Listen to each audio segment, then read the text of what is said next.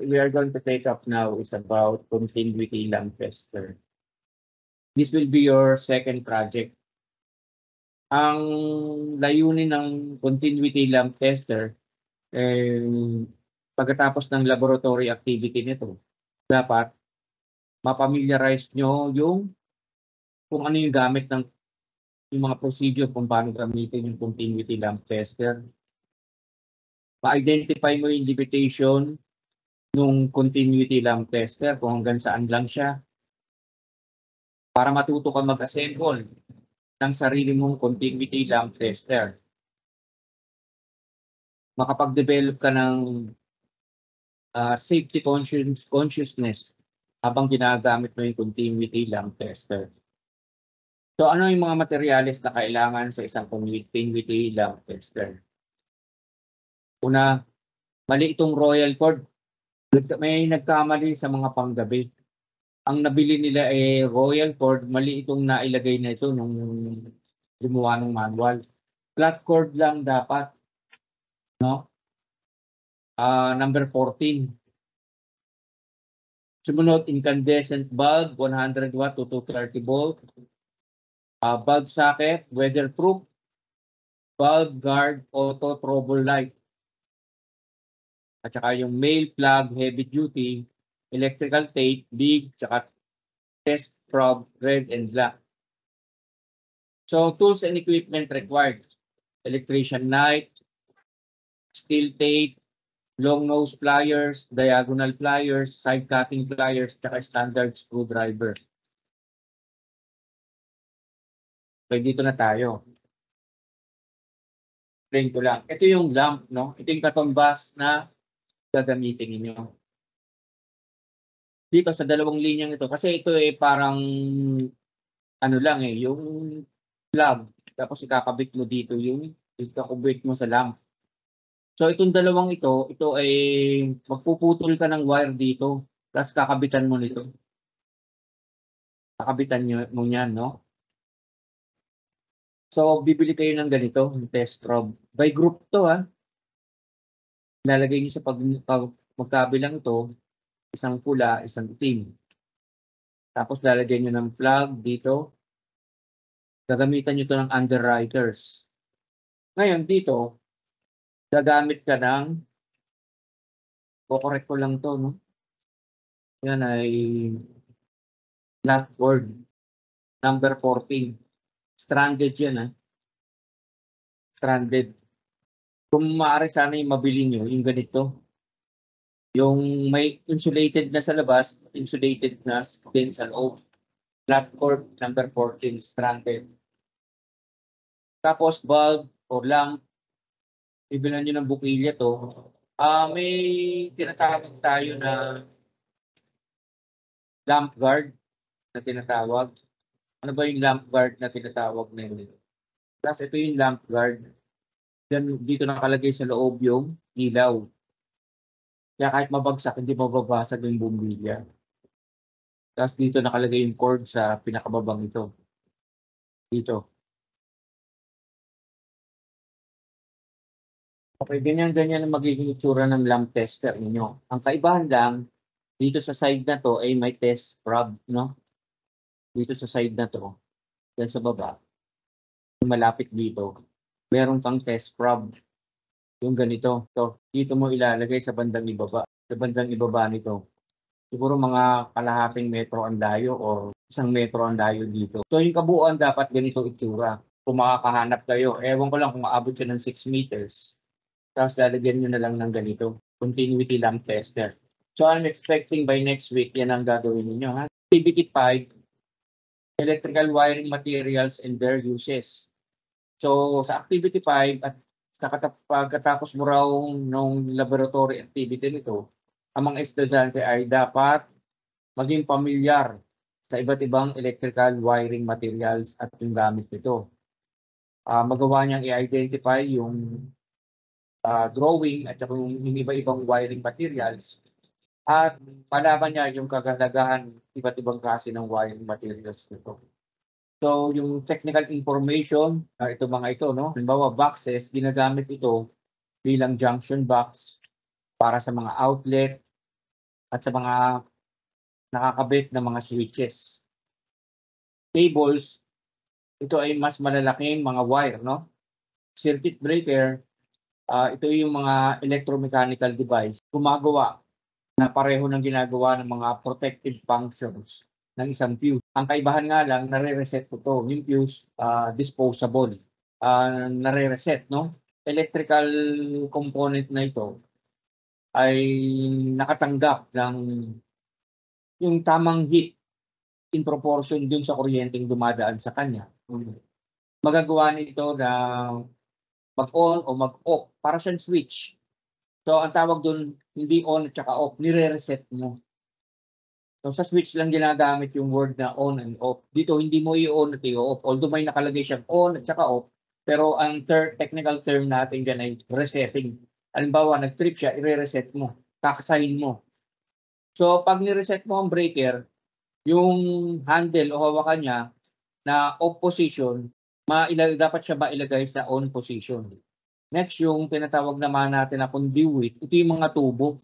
Ang pinaka-common dito yung mga electrical raceway na ginagamit sa iba't ibang klase ng construction. Next, yung fuse.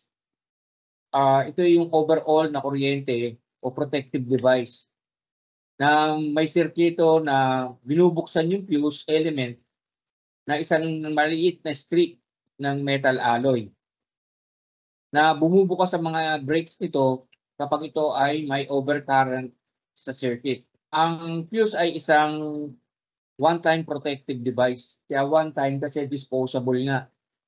Kung kaya ito ay dapat napalitan kapag ito ay nag-ano na, no, sumabog na or so ang mga fuse ay iba't iba ang klase ng design at rating at shape.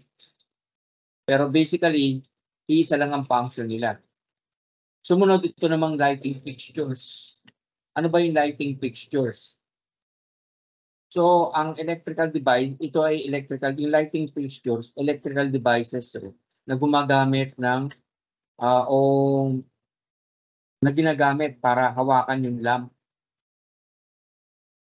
Dito kinakabit yung lamp at para i-connect siya sa power supply. Ang ibang mga lighting fixtures ay ginagamit din para ma-adjust yung position ng ilaw or para i-diffuse o i-deflect, no? Yung diffuse kasi para pakalatin or i-deflect para magkaroon ng kumalat yung ilaw. At ito rin ay nagse-serve na protection dun sa lamp. So kung makikita mo yung mga fluorescent natin ngayon, bukod dun sa pinagkakabitan niya, meron siyang parang reflector. So yung mga nakikita mong yun na reflector kasama na yung pinagkakabitan niya, lighting fixture ang tawag dun. Outlet, ito yung point ng wiring system na kung saan yung kuryente ay tinuturing na supply utilization equipment. So sa mga ibang kaso, ito ay dinidefine bilang connecting point. Ito ay device na nagdadala ng kuryente pero hindi kumukonsumo ng power, no, o kuryente. Tinuturing ito na non-current, no? Outlet, yung mga pinag-charge ninyo. Pag nag-charge kayo ng cellphone, outlet yun. Consuming switches and similar control device in the wiring system. When estimating the cost of installation, also use it broadly. So, yung bawat type ng outlet ay nire-represent ng symbol ng electrical plant. Okay, introduce ko yung mga symbol dyan. Next, yung panel board. Ito ay tinatawag na single panel o group ng panel na limitado para mag-design ng assembly para mag-form ng single panel. Ito ay dinidisenyo para magsilbing mounting cabinet o outbox na naka-install ng against dun sa wall or partition accessible lang dun sa front.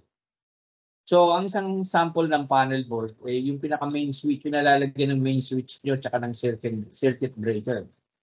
Dito sa kwarto ko, kung nakapasok na kayo dito sa cubicle ko, yung dalawang panel board ng third floor ay nandito sa akin. Hindi ko pa nga nakakabit yung cover nito.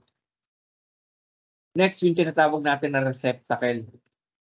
Ito ay contact device na naka-install sa outlet para sa koneksyon ng single attachment plug. So, ang receptacle ay nagsisilbing parang cover sa outlet. Pati sa switch, nilalagyan mo rin ng receptacle eh. Para hindi kita yung loob, nakikita mo lang yung pinipush button mo. Receptacle ang tawag dun. Ngayon, yung service entrance naman, dinidefine natin ito na isang portion ng supply conductors na naka-extend sa kalsada at mga main ducts ng transformer para sa serbisyo o switchboard ng building supply. So sa poste na sa atin sa mga komunidad natin, sa mga bahay natin, nakakonekta yung main natin sa poste. Tinutukoy din ito bilang conductor and equipment para mag-deliver ng energy o elektrisidad na supply system sa wiring system ng na sinisilbihan nito. Switches, familiar naman siguro sa inyo ito. Ito yung mga device na pwede mong buksan at pwede mong saran o i-off na ang circuitry ay tinuturing na electric circuit. And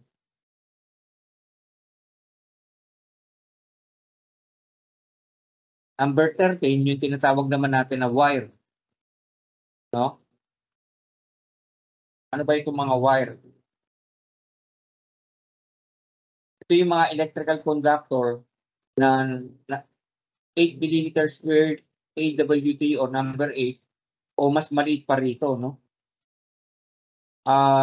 Baliktad kasi ang wire. Mentras lumalaki yung number niya, lumiliit yung diameter niya. Halimbawa, number 18, mas malaki ang wire na number 18. Mas maliit yung wire na number 18 kumpara sa number 14 na mas mataba. Na-experience nyo naman siguro ito habang naggagawa kayo ng splices. So, materials na kinakailangan, drawing materials, yung panel board, no?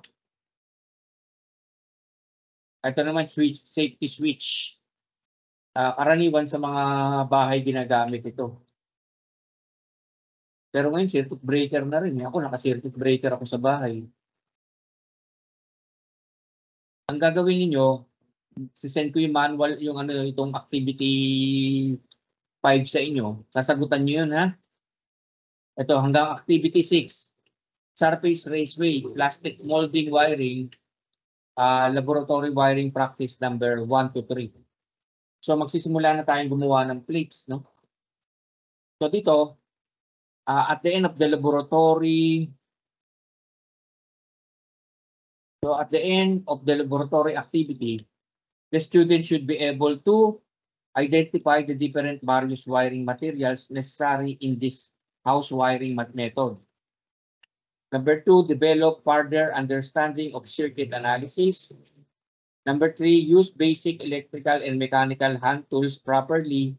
Number 4, follow and observe safety precaution in doing electrical works. And number 5, observe good work habits and teamwork with group mates. Perform the following wiring practices. Yun.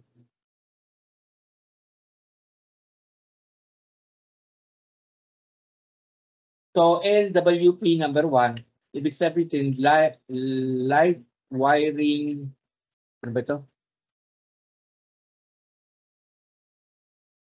Laboratory works. Laboratory work practice number 1, laboratory work practice number 2, laboratory work practice number 3. O ito ha, 2 lamps in series controlled by single pole switch and 2 lamps in parallel controlled by single pole switch. Ito pangalawa, 3 lamps in parallel controlled and individually by a single pole switch in one location, and laboratory works problem number 3, 2 lamps controlled by 2 three-way switch in 2 locations. So, technical information, non-metallic wireway are plain. Hindi ko ipagagawa ito sa actual. Ang pagagawa ko lang sa actual sa inyo yung flexible. Pero gagawa nyo pa rin ng plate ito, no?